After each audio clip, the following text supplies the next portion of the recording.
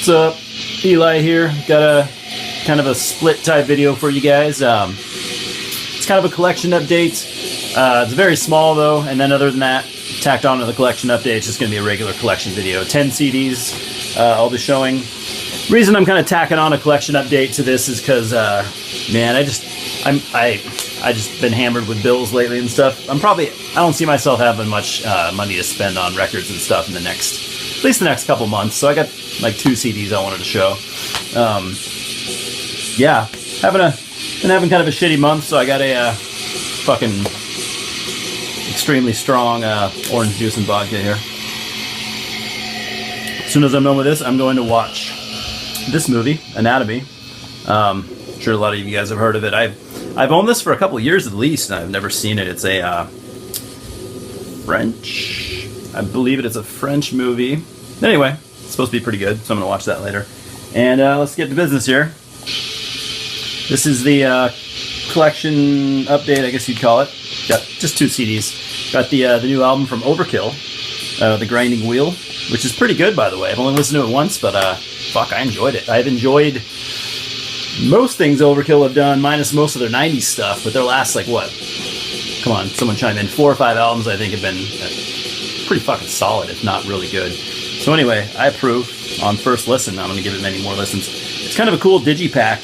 Fucking all the fucking stupid labels lately are doing shitty digipacks. This one's a little better. It's from Nuclear Blast, by the way. Louis, just trying to drink my fucking vodka.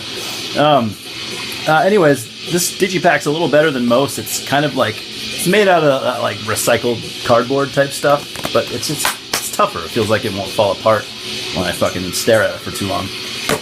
Yeah, so I got the other one's another new album, the new album by Obituary, which I will be most likely reviewing pretty soon, out via Relapse Records. So yeah, I guess I won't say much about that. Save it for my review. But the Overkill album's fucking pretty good. I enjoyed it thoroughly. And all right, on to the CDs. 10 CDs, right, more or less where I left off last time. Already fucking slurring my words a little bit. Not too bad though. Kind of a lightweight. Don't judge me. I wouldn't care if you did.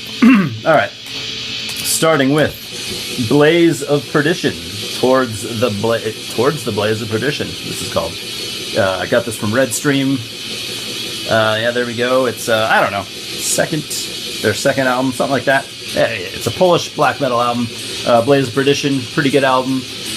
You might remember them from, if you don't know their music, you might remember them from I think they had like a van crash a couple of years ago, and correct me if I'm wrong, but I think a couple of members died. I know at least one did, but anyway. What can I say? It's good Polish black metal. Leave it at that. I like it. I listen to it occasionally. Next up, something I really fucking dig. One of the best death metal bands out there right now. Blaspherian. I know that that album art's gonna remind you of something. And what is it? What does that remind you guys of? It shouldn't be very hard. Infernal Warriors of Death via Deathgasm Records. This is a killer death metal album. A lot of people call it Doom Death. I'm not sure if I would exactly call it that. It is kind of, I don't know, it is kind of doomy death metal, I guess. Killer stuff, dark, old school, kind of slow black metal or death metal. It's amazing stuff. You'll wanna check this one out if you like death metal and you haven't heard this. Highly recommended. Out of all these, that's the one I'm definitely gonna recommend. Oh, sorry, you guys gotta watch me take gulps every 3 seconds. Next up, I don't own a lot of this band's material. I have listened to them off and on for maybe the last 15 years, 10, 15 years. Blind Guardian, Nightfall in Middle Earth, Century Media Records. What can I say about Blind Guardian that everyone doesn't already know? Nothing at all. Power metal from Germany. You either like them or you don't. It's your cup of tea or it isn't. I liked a lot of power metal-ish stuff. Right around like the mid 2000s. Not so much anymore, but I mean, like Blind Guardian or not, they're a good band. They're good at what they do. They're good musicians, pretty good songwriters. You know, You don't have to like them, but they're good at what they do. That album is okay. I like this album quite a bit more. This is actually, I think this is my introduction to the band. Imaginations from the Other Side. It's a little less cheesy, a little bit more metal, a little less folksy, like that one is. It's a good album, definitely. I'd recommend that one for I don't know, heavy metal fan that hasn't ever heard Blind Guardian. Is there anyone out there like that? I hope you guys are enjoying looking at Louie's nose. That's kind of yeah. You all know Louie by now. If you don't, if you're new to my videos, it's my dog Louie. He's either in every fucking video I've ever made, or he's just outside of the view of the camera, but he's always around me. He literally never leaves me alone. So anyway, he's my boy. All right, moving on. We got a couple more. You guys are probably wondering what I'm doing. It's fucking going off in all these directions. I'm sorry. Vodka does that to me. Next, another band that everyone knows. Imagine that. I love this band, though. Bloodbath. This is their debut EP, Breeding Death, from Century Media Records. We all know Bloodbath, and if you don't, Swedish death metal supergroup. God, who doesn't hate that fucking term? But it has its reasons. Featuring, what was it? Michael Ackerfeld from Opeth, Jonas Rensky from Catatonia, and then other dudes from, I can't remember who else. Maybe dudes from Opeth and Catatonia. Don't quote me on that, though. Dan Swano. We all know Dan Swano. And Anders Nystrom. Can't remember who he is. I know him, though. Anyway, yeah. Great stuff, man. I want to say this might be a little known fact, because I have been told this around the time that this old school death metal thing started getting big. You all know what I mean. Bloodbath were actually one of the bands that kicked it off. I've been told this by veterans in the metal scene, dudes in their 40s, dudes that have been there since the beginning of death metal. So I mean, I believe it to be true. Yeah, this EP came out in 2000. So I mean, that was 17 years ago. So yeah. Nomenon, they were another one, another really early band to I mean, I know a lot of bands, from the 90s, they were continuing it, but I mean, when newer bands were coming out doing it, Bloodbath and Nomenon were some of the first two, so that is just a fact that I've been told. Next up, I have all the Bloodbath stuff, minus, I think, one live CD. This is their debut, I believe this is the debut full-length Resurrection Through Carnage, Century Media Records. This is, most people say this is their best. I'd have a hard time arguing with that. I don't think it's my favorite, but it is pretty fucking good. Honestly, I am a big Bloodbath fan. I think everything they've done is quite good. I don't have a problem at all with anything they've done so far. Next one, their second album, Nightmares Made Flesh.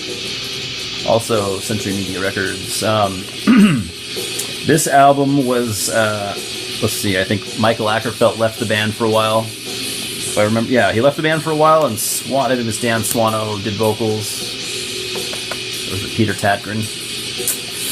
Pretty sure it was Dan Swano. Yeah, I think so. Anyway, it's a good album. After that, we have their first live album. I think they have two live albums.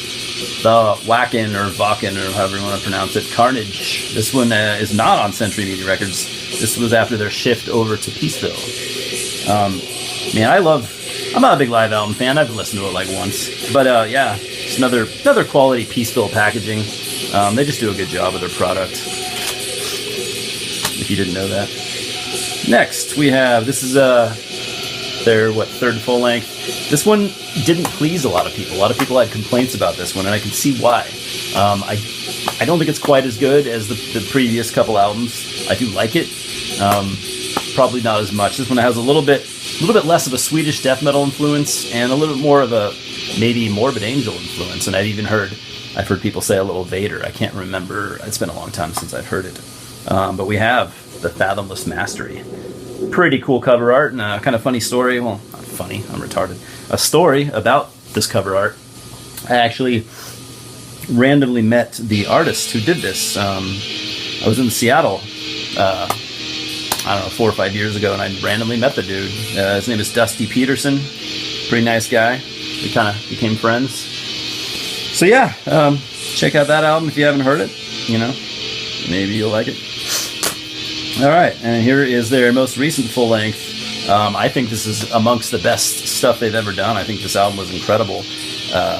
Grand Morbid Funeral. Look at that album cover art, whatever you want to call it. Really cool. This album, Michael Ackerfeld left the band again for good this time, I believe, and he was replaced by what's his name, Nick, whatever his last name is, from Paradise Lost, doing death metal vocals for the first time in 20 years or something like that. And he does an amazing job. He really brings some atmosphere to this album that I don't know, it's totally, for Bloodbath, it's bringing something new to the table, and I think it's killer. This album is fucking awesome. I love it.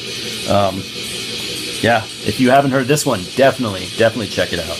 And I think I've said this before, but man, I said it about that live album, but I love Peaceville's packaging when they do this kind of like, that kind of like a book. I don't even call that. They probably have a name for it. Digibook, maybe? I can't remember. I love it. It's such a cool packaging. Especially for, if you're going to buy a CD. CDs, the packaging is always so boring. Just a typical jewel case. I don't know. It's probably not as cheap to manufacture, so I appreciate the extra effort. Anyways, that is it. 10 CDs. Oh yeah, there was one more thing. This is supposed to go with my collection update. I almost forgot. My good buddy Garrett stopped by the other day, and he gave me this Grave Miasma t-shirt. Pretty cool. He bought it years ago, back when they put out, I think, their first recording EP, I think it was, and it just really never fit him. So yeah, he waited 10 years or whatever to give it to me, but fuck yeah, he only wore it like twice. Yeah, cool shirt. I don't own anything from Grave Miasma, so now I feel like I definitely must. I have heard some of their stuff, and I really dig it. So now I feel like I at least got to go order something. So, incentive to do that. Anyways, that's it, guys. Have a couple cool videos coming that are non-collection related that I think will be fun, that I know a lot of you guys will be interested in. Other than that, thank you for stopping by. Have a good day. Thanks for commenting and subscribing. Bye.